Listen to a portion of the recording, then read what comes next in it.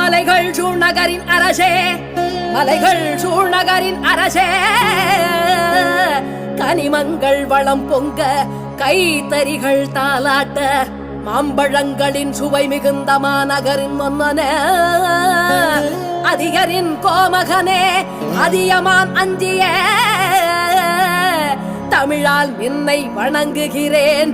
வாழ்கனின் கொற்றம், வாழ்கனின் கொற்றம். அவ்வையே, தமிழ் அன்னையே, என்ன தவம் செய்தேன் உன் கவிப்பாதம் இங்கு பதிய. வருக, அமர்க, இரவா வரம் தரும் இந்த நெல்லிக்கனி பெருக. அரசே, இந்த நெல்லிக்கனியை நான் உண்டு வாழ்ந்தால் இந்நாடு மட்டுமே நலம் பெறும். எம் அவ்வை நீடோழி வாழ்ந்தால் தமிழன்றோ பெருமை பெறும்.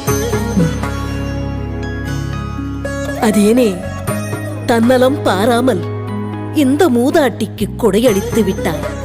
இந்த நாட்டு மக்களுக்கு 4 தலைமுறை பட்டு பாரம்பரியம், தன்னிகரில்லா தரம், கணக்கில்லா ரகம், மக்கள் அறிந்த மந்திரம். போத்தீஸ், இதுவே என் மக்களுக்கு நான் அளிக்கும் பரிசு.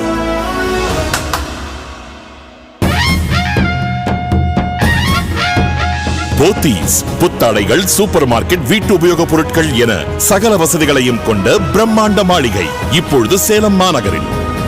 ஆஹா, இதுவல்லவோ சிறந்த பரிசு. அந்த போர் தான் பாரிக்கு புதிய தொடக்கத்தை உருவாக்குச்சுன்னே சொல்லலாம். பரம்பு நாடே போர் முடிஞ்ச வெற்றி கொண்டாட்டத்துல ஒரே குதூகலமா இருந்தது. ஆனா பாரிட்ட மட்டும் அந்த சந்தோஷம் இல்ல.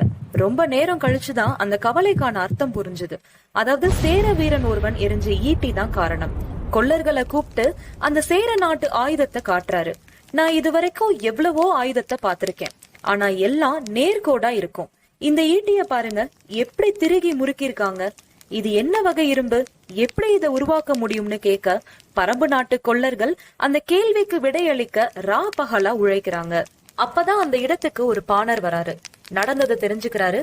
அந்த பாணர் சொல்றாரு, பொதினி மலையில ஆயுதங்களை உலோகத்தால தட்டி கூர்மையாக்குறதுக்கு பதில வட்ட வடிவ கல்லுல உரசுறாங்க. அந்த ஆயுதமும் கூர்மையாகுது. அது ஒரு அரிய வகை கல்னு சொல்றாரு. உடனே பாரி ரொம்ப ஆவலோட கேக்குறாரு. அந்த பாணரும் பொதினிமலை பெருமையும் அரிய வகை கல்லின் பயனையும் பொதினிமலை தலைவன் மேழகன் பத்தியும் அவருடைய மகள் ஆதினி பத்தியும் நிறைய சொல்லும் போதே பாரிக்கு பொதினிமலைக்கு போற ஆர்வம் வந்துருது. வராருன்னு நினைக்கிறாரு. ஆனா பாரி சொல்றாரு, காதல் பாஷை புரிஞ்சுது. இப்போ பாரி மேழகன்ட்ட தன்னோட தேவையை கேட்க போறாரு.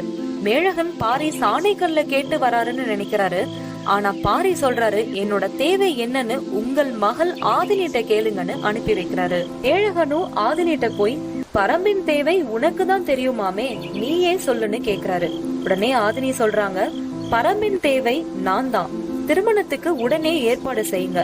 நான் சரியா கணிக்கிறேனான்னு பார்க்கதான் பாரி உங்களை அனுப்பி வச்சிருக்கிறாருன்னு சொல்றாங்க. மேழகனுக்கு ரொம்ப சந்தோஷம். இப்படிப்பட்ட ஒரு வீர தலைவனுக்கு தன்னுடைய அதுதான் இயற்கை அழகுன்னு ஆதினியோட அதிசய காட்சிகள் ஏராளம். ஒரு அளவுக்கு மேல தேர்ல போக முடியல. தேரை நிறுத்திட்டு பாரி ஆதினிக்கு ஒரு அற்புதத்தை காட்ட கூட்டிட்டு போறாரு. அதுதான் ராவெரி மரம். காலையில சூரிய வெளிச்சத்தை உள்வாங்கி இரவுல அந்த வெளிச்சத்தை உமிழுமா. பார்க்க ஆயிரக்கணக்கான தீபம் எரிவது போல இருக்கும். ஆனா அந்த மரம் எங்க இருக்குன்னு பகல்ல பார்க்கவே முடியாது.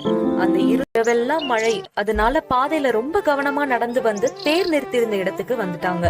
முதல் நாள் இரவு பெஞ்ச மழையினால முல்லை கொடி ஒன்று தேர்ல சுற்றி இருந்தது. இங்கதான் பாரி அந்த முல்லை கொடிய விளக்குனா என்ன ஆகும்னு யோசிச்சாரு. அந்த கொடிக்கு அபாயம் வரலாம், இல்லைன்னா வளரும் திசை மாறலாம். முல்லை பூ பூத்தா இந்த இடமே வாசனையா நிறைஞ்சிருக்கும்னு அந்த கொடியை ஏதும் செய்யாம தேரையும் அங்கேயே நிறுத்திட்டு குதிரையோட ஆதினியும் பாரியும் கிளம்புறாங்க. இதுல இருந்துதான் முல்லை கொடிக்கு தேர் கொடுத்த பாரி வள்ளல்ன்ற பெயர் வந்தது. பரம்பு மலைக்கு வந்து பாரி ஆதினி அவங்களோட வாழ்க்கைய ஆரம்பிச்சாங்க. அதுக்கப்புறமா பரம்பு மக்கள், இயற்கை வளங்கள், அவங்களுக்கு அங்கவை சங்கவை குழந்தைகள்னு ரொம்ப சந்தோஷமா இருந்தாங்க. வீரயுக நாயகன் வேல்பாரி முல்லை கொடிக்கு தேர். அனைவருக்கும் வணக்கம். இப்போது புறநானூர்லேருந்து ஒரு பாட்டை நம்ம பார்க்க போகிறோம். இந்த பாட்டை ஏன் நம்ம செலக்ட் பண்ணோம், தேர்ந்தெடுத்தோம் அப்படின்னா, இந்த பாட்டு வஞ்சப்புகழ்ச்சி அணிக்கு ஒரு உச்சபட்ச எடுத்துக்காட்டு. வஞ்சப்புகழ்ச்சி அணி அப்படின்னா இகழ்வது போல புகழ்வது, புகழ்வது போல இகழ்வது. இந்த பாட்டில் இகழ்வது போல புகழ்வதுக்கு ஒரு மிகச்சிறந்த எடுத்துக்காட்டு. இந்த பாட்டை பாடினவர் கபிலர். இந்த பாட்டோட பாட்டுடை தலைவன் யாருன்னா பாரிவள்ளல். பரம்புமலை பகுதியை ஆண்டு வந்த கடையெழு வள்ளல்களில் ஒரு அரசனான பாரிவள்ளல். இப்போ இந்த பாட்டை பார்ப்போம். பாரி பாரி என்று பழையேத்தி ஒருவர் புகழ்வர் சென்னா புலவர். பாரி ஒருவனும் அல்லன் மாரியும் உண்டு ஈண்டு உலகு புறப்பதுவே. அதாவது நாவன்மை மிக்க நடுநிலைமையுள்ள அறிவு சான்ற புலவர்கள் எல்லாரும் பாரி பாரின்னு புகழ்ந்துட்டுருக்காங்க. ஆனால் இந்த உலகத்தில் பாரியை போல குடைத்தன்மை உள்ள இன்னொன்றும் இருக்குது, அதுதான் மலைங்கிற மாரி அப்படின்னு இதில் இந்த பாட்டிலேருந்து சொல்கிறாரு. அதாவது பாரியை மலையோடு ஒப்பிட்டு குடைத்தன்மையை ஏற்றி பேசியிருக்காரு. பாரியை இகழ்கிற மாதிரி புகழ்ந்துருக்கிறாரு. அதனால் இந்த பாட்டை வஞ்ச புகழ்ச்சி அணிக்கு ஒரு மிகச்சிறந்த எடுத்துக்காட்டு. சரி, இப்போ இகழ்வது போல புகழ்வது பார்த்தோம். புகழ்வது போல இகழ்வது இருக்கா? இருக்குது. திருக்குறளில் ஒரு குறள், பெரிதினிது பேதையார் கேண்மை பிரிவின்கண் பீலை தருவதொன்றில் அப்படின்னு ஒரு குறள் இருக்குது. இதோட அர்த்தம் என்னென்னா, அறிவிலாருடைய நட்பு பேதமை அப்படின்னா அறிவிலார், பெரிது இனிதான். அறிவிலாருடைய நட்பு இனிமையானது, பெரிதானது. ஏன்னா அவங்கள பிரியும் போது நம்ம வருத்தப்படவே தேவையில்லை. இதில் அறிவிலார் நட்பை புகழ்கிற மாதிரி தெரிஞ்சால் கூட அவர் என்ன சொல்ல வர்றாருன்னா, அறிவிலார் நட்பு எதுக்கும் பயனற்றது அப்படின்னு இகழ்கிறார். இது புகழ்வது போல இகழ்வதுக்கு ஒரு எடுத்துக்காட்டு. இதை நீங்கள் தெரிஞ்சுக்கிட்டு இந்த பாடலை படிக்குமாறு கேட்டுக்கொள்கிறேன். நன்றி, வணக்கம். செவியில் கவியோசை கலந்திட என் அன்பான வணக்கத்துடன் இது ஏவியனின் கதை போமா. பாரிவள்ளல் பெருமைகளை பத்தி இதுவரைக்கும் எவ்வளவோ கேள்விப்பட்டிருப்போம், படிச்சிருப்போம். இந்த காணொளியில பாரி மகளிரான அங்கவை சங்கவை பத்தி தான் பார்க்க போறோம். அந்த காலத்துல பரம்புமலை நல்ல வளமுடைய நாடா இருந்தது.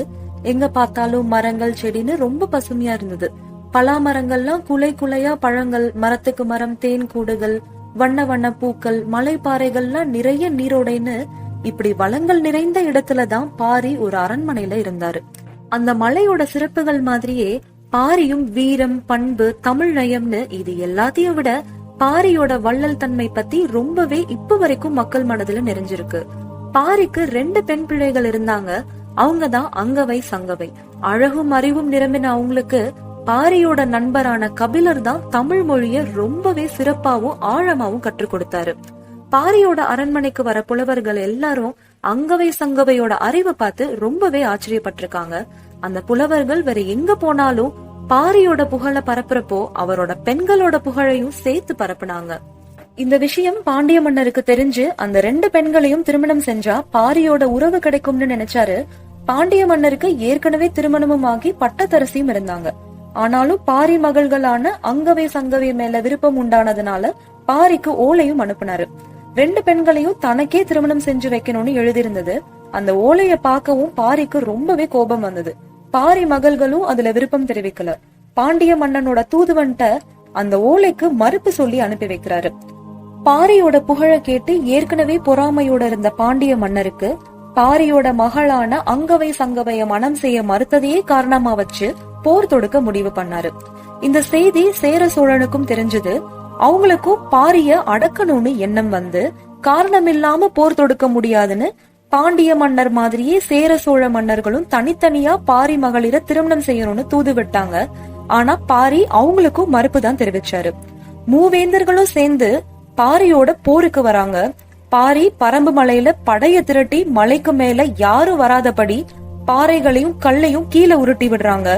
மலைக்கு மேல அவ்வளவு சுலபமா ஏற முடியாததுனால மூவேந்தர் படையும் மலை அடிவாரத்திலேயே தங்கிட்டாங்க.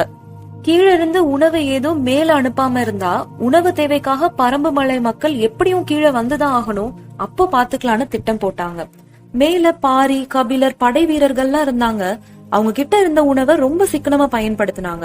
மலைக்கு மேல நிலை மூங்கில் இருந்தது. அதுல விளைந்த நெல்ல அரிசியாக்கிட்டாங்க. இனிமையான பலாப்பழங்கள் சாப்பிட்டு பசியாற்றினாங்க. பலா கொட்டைகளை மாவாக்கி அதுல இருந்து நிறைய உணவு பண்டங்களை தயாரிச்சாங்க. வள்ளிக்கிழங்கு விளைச்சல் இருந்தது, தேன் குடம் குடமா கிடைச்சது, கீழ இருந்து உணவு வரலனாலும் அவங்க சிரமம் இல்லாம சமாளிச்சாங்க. சில மாதங்கள் முற்றுகை நடந்தாலும் பரம்பு மலை மேல அவங்களுக்கு எப்படி உணவு உண்டு வாழ்றாங்கன்னு ரொம்பவே வியப்பா இருந்தாங்க மூவேந்தர்கள். அப்பதான் கபிலர் ஒரு ஓலை அனுப்புறாரு. அதுல அவங்களுக்கு எப்படிலாம் உணவு கிடைக்குதுன்னு சொல்லி, எத்தனை படை வந்தாலும் சரி, மரத்துக்கு மரம் யானை கட்டி வச்சாலும் சரி, பல பல தேர்கள் கொண்டு வந்தாலும் உங்களால பரம்பு மலையை கைப்பற்றவே முடியாதுன்னு எழுதியிருந்தாரு. அது போக கபிலர் ஒரு தந்திரமும் செஞ்சாரு. அது என்னன்னா, கிளியும் குருவியும் பழக்கி கீழிருந்து வயல்ல விளையிற நெற்கதிரை கொண்டு வர வச்சாரு. அதுவும் அவங்களுக்கு ரொம்ப உதவியா இருந்தது. மூவேந்தர்களும் வேற வழி இல்லாம அங்கிருந்து கிளம்பிட்டாங்க. பாரி அழிக்க வேற ஏதாச்சும் வழி இருக்கான்னு யோசிச்சுட்டு இருக்கிறப்பதான் பாரி கிட்ட புலவர்கள் தடை இல்லாம பரிசு பெற்று வரத அறிந்த மூவேந்தர்கள் யாழ் வாசிக்க தெரிஞ்ச சிலரை கூப்பிட்டு அவங்க வஞ்சகத்தை சொல்லி ஏவி விட்டாங்க. அந்த யாழ் வாசிக்க தெரிஞ்ச பாணரும் பாரியோட அன்பை சம்பாதிச்சு ஒரு நாள் மலைவளம் போகணும்னு அவரை கூட்டிட்டு போறாங்க. அப்போ கபிலர் வெளியூர் போயிருக்காரு. அடர்ந்த மரங்கள் இருந்த இடத்துல போறப்போ அந்த வஞ்சகர்கள் பாரிய வாளால வெட்டி கொன்னுட்டாங்க. அந்த இடத்துக்கு பதறி போய் கபிலர் வராரு. அங்கவை சங்கவைய கூட்டிட்டு பரம்பு மலையை விட்டு வெளியேறிட்டாரு. சில மன்னர்கள் கிட்ட பாரி பெண்களை மனம் முடிக்க சொன்னாரு. ஆனா பல காரணங்களால யாருமே ஒத்துக்கல. மனம் நொந்து போன கபிலர் அங்கவை சங்கவைய ஒரு நல்ல குடும்பத்துல அடைக்கலமா ஒப்படைச்சிட்டு யாரும் அறியாத ஒரு இடத்துல உணவில்லாம இருந்து உயிரை விட்டாரு. அப்போ பாரி மகள்கள் 2 பேரும் பாரி இருந்ததை நினைச்சு ரொம்ப வருத்தப்பட்டுட்டு இருந்தாங்க. பாரி மறைஞ்சு 1 மாதம் ஆச்சு. அன்னைக்கு பௌர்ணமி. நிலாவை பார்த்து அமர்ந்திருந்தாங்க அங்கவை சங்கவை. கடந்த மாதம் தன் தந்தையோட இருந்தது நினைவுக்கு வந்தது. தமிழறிவு மிகுந்த அந்த பெண்கள் உள்ளத்திலிருந்து அந்த தருணத்தையே ஒரு பாடலா பாடினாங்க. மிகச்சிறிய பாடலா இருந்தாலும் பாரி மகளிர் இந்த பாடலை தந்தத மூலமா தந்தை பாரி போலவே அவங்களும் அழியா புகழ தேடிக்கிட்டாங்க. இலக்கிய வரிசையில இடம்பெற்ற இந்த பாடல் வரலாற்று சான்றா இருக்கு. சில நாட்கள் கழிச்சு தமிழ் புலமையில சிறந்த மூதாட்டியான ஔவையார் அந்த பெண்கள் இருக்கிற இடத்தை தெரிஞ்சு வந்து மலையமான் திருமுடிக்காரின் மரபுல வந்த அண்ணன் தம்பிக்கு அந்த பெண்களை திருமணம் செஞ்சு வைக்க முடிவு பண்ணாங்க. மூவேந்தருக்கும் ஔவையார் நடந்ததை சொல்லி மனச மாத்தி அவங்களுக்கு திருமண ஓலையும் அனுப்பி வைக்கிறாங்க. அவங்க முன்னிலையில சீரும் சிறப்புமா திருமணம் நடந்தது. பாரியின் பெற்ற கடமையும் கபிலரின் நட்பு கொண்ட பொறுப்பும் ஔவையாரால் நிறைவேற்றப்பட்டதுன்னு சொல்லி முடிவடைகிறது.